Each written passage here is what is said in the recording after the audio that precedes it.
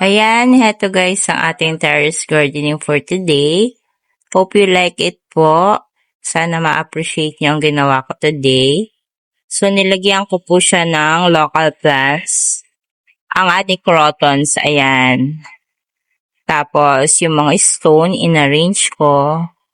And then, pinagsama-sama ko lahat ng klase ng halaman. Yan. Yan po yung ating accent ng garden for today. Sana magustuhan nyo po guys ang ating terrace gardening for today. So ayan, kung makikita nyo guys ay talagang etong crotons ang ating ayan.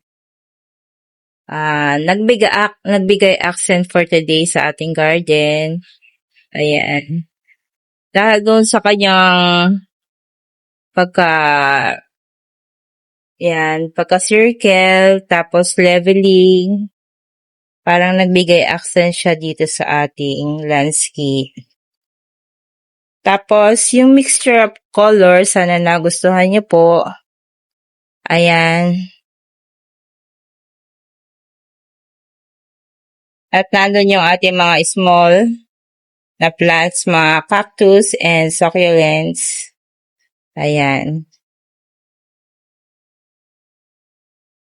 Siyempre, yung mga malalaki na plants, ayan.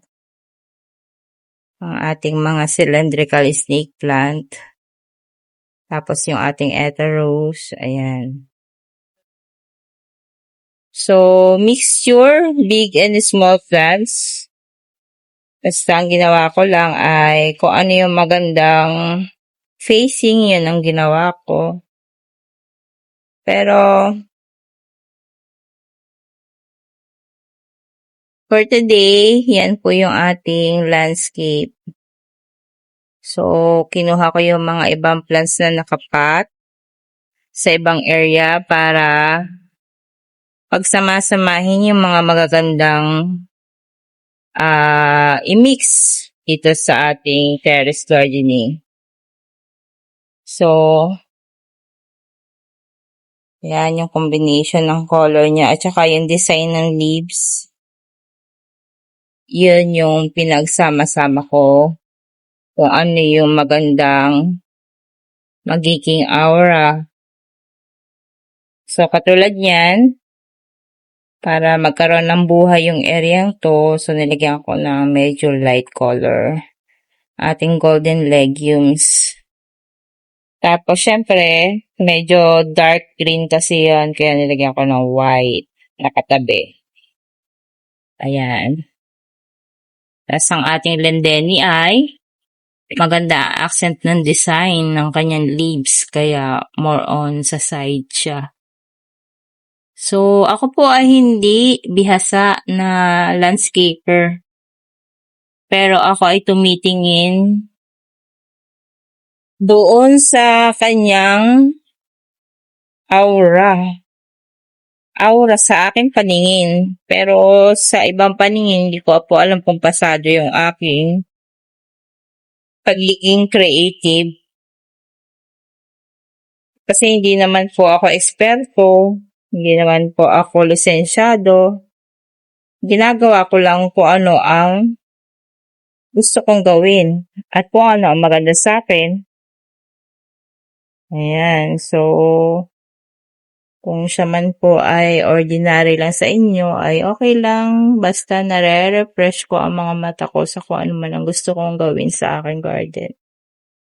At saka mahirap i-arrange kasi ito, mga pambenta to. Kaya hindi ko alam kung paano ang arrangement minsan kasi nga paninda. Syempre medyo masikip yung area. Kaya kung minsan napapag-trip ang mag-landscape, pinagsasama-sama ko yung gusto kong pagsama-samahin para magsawa muna ako sa kanila habang sila ay hindi pa nabebenta. Pagsawaan ko muna ang kanilang mga ganda Kasi nagigising nga po lagi ako ng ating garden every time na ako ay napapagod. Nandito ako nakatambay. So, gusto ko maganda ang nakikita ko.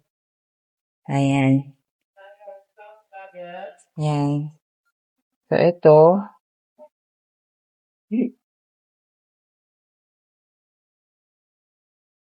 Heart shape. Maganda daw sa unahan. May mga heart shape. Ayan. Ang ating mga humalumena. Yun guys, sana nagustuhan nyo ating combination ng colors ng mga aglaw. Ayan. Ang ating ivy green ay medyo sumusulpot. So, ganun, maganda. May mga combination ng colors. Tapos may design na something doon sa ibang leaves. Meron ding plain, katulad ng sensation. Yan, plain siya. Pero pag hinaluan mo na mixture ng mga plants na may mga design, ay kaganda. Ayan. Gusto ko yung color of the nature. Yung natural lang. Yung mga stone. Yan. Hindi yung nilalagyan ng mga pintura. Ay, hindi ako mahilig sa ganun. Siguro magkahilig ako someday. Ay di, party lang ng maiba naman. Ayan, party lang ng maibang pagtripan.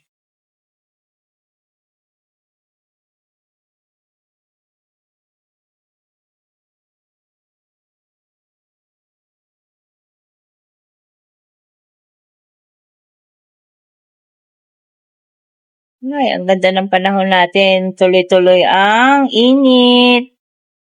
Tuloy-tuloy talaga. As in talaga nakakamatay ng ibang halaman. Pero ako talaga nagsisipag magdilig. Huwag lang silang mamatay. Kasi pag ikaw ay hardinera, nalulungkot ka pag nakikita mo silang nalalanta at namamatay. Magbaback to zero ka pag hindi mo inalagaan ng halaman. Sayang sila, hindi sila mabebenta pag pumangit. Hadya mo nang naalagaan, di ba?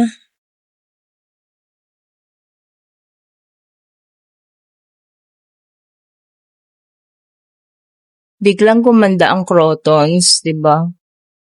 Ayan no, crotons. Napaka-local plants po niya, pero biglang gumanda siya. Ayan. Ba, ang ganda ng crotons. Para siyang piloka.